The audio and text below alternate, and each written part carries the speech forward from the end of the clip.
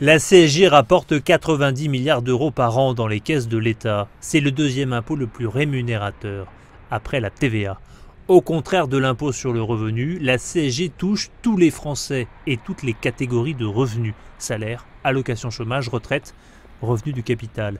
CSG, impôt sur le revenu. La fusion de ces deux impôts intéresse l'exécutif pour au moins deux raisons. Première raison, elle ouvre la voie au prélèvement à la source sur la feuille de paye, ce qui limite le coût de la collecte de l'impôt et le risque d'évasion fiscale. Deuxième raison, c'est une occasion de tailler dans le maquis des niches fiscales, qui représentent un manque à gagner de 70 milliards d'euros par an pour l'État, hors coût du crédit impôt compétitivité emploi. Problème, la mise en œuvre de cette hypothétique fusion est compliquée. Quelle modalité retenir? Le principe d'une assiette large, comme la CSG, ou celui d'un taux progressif, comme c'est le cas actuellement pour l'impôt sur le revenu?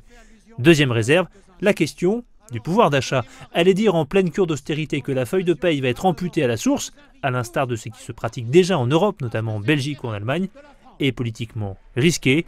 L'engagement de campagne de François Hollande, ressorti des tiroirs par Jean-Marc Ayrault, a donc peu de chances de voir le jour, du moins à court terme. Qui ont été demandés aux Français pour redresser nos comptes publics.